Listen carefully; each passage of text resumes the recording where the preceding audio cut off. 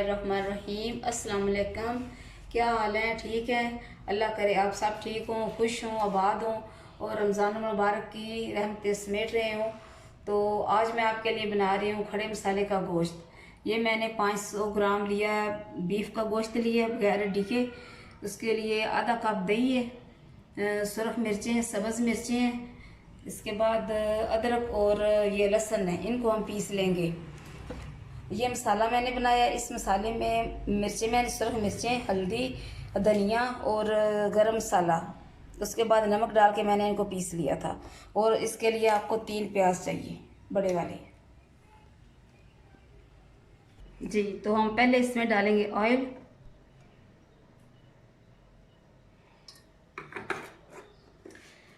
उसके बाद इसमें डालेंगे हम गोश्त।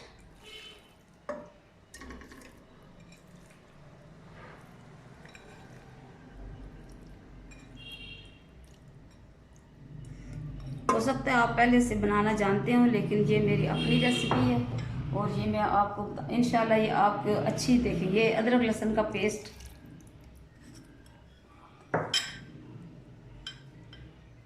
उसके बाद ये इसमें जाएगी दही और ये जो मैंने मिक्स मसाला बनाया था ये भी इसमें जाएगा। इसके बाद हम डालेंगे इसमें मिर्चें, सुरख मिर्च। उसके बाद इसमें डालेंगे हम प्याज।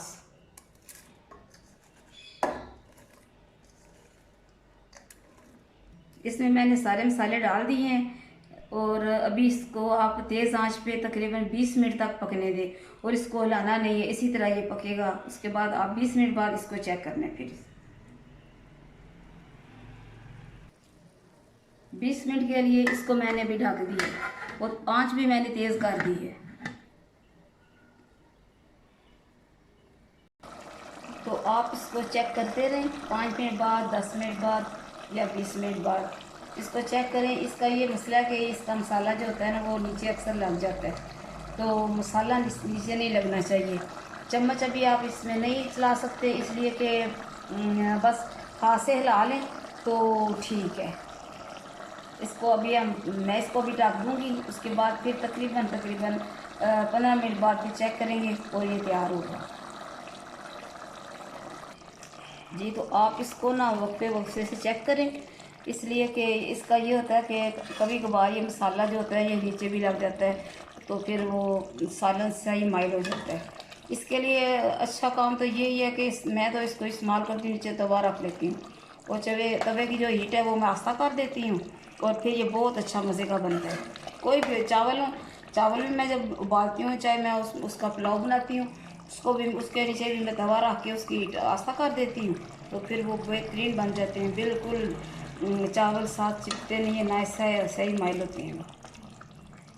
आप इसको चेक करें। अभी आप इसमें 10 मिनट तक आप इसको फिर चेक करेंगे। अभी ये इसमें थोड़ा सा देखिए शोरबा है।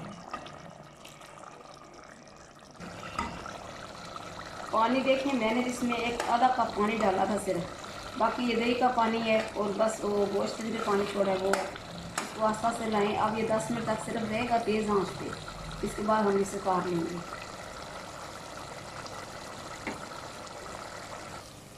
जी, ये तकरीबन तैयार है। अब मैं इसे टेबल पे लेके आऊँगी और आप इसे देखेंगे। मुझे उम्मीद है कि आपको पसंद आएगा और आज आप बनाएंगे भी इफ्तारी में।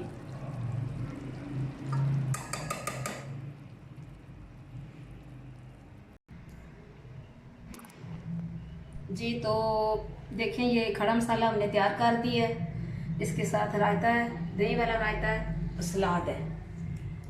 ये मैंने एक आम बजट में रह के ये खाना बनाया है। उम्मीद है कि आप से पसंद करेंगे, बनाएंगे। तो आज मैं आपसे एक बात कहूँगी कि रमज़ान मुबारक के महीने में ज़रूरी नहीं है, वैसे भी आम तौर पे हम लोग अक्सर गिबतें भी करते हैं। गिबत ना किया करें किसी की, और इसमें आप दूसरा ये कि किसी को ताना ना दिया करें। ये एक बहुत बुरी चीज़ है। जो कोई काम करता है उसे करने दें, हमें इससे कोई नहीं है कि कोई क्या काम कर रहा है। लेकिन इस बात से गुरेज किया करें कि किसी को ताना ना दें। इस बात का जिक्र तो कुरान पाक में भी है, अल्लाह ताला ने भी फरमाया कि ताना ना दो किसी को। तो मुझे उम्मीद है कि आज की रेसिपी आप पसंद करेंगे। मेरे चैनल को सब्सक्राइब करें और मुझे कमेंट्स में बताएं कि खाना कैसा था इसके था। साथ ही खुदा हाफिज़।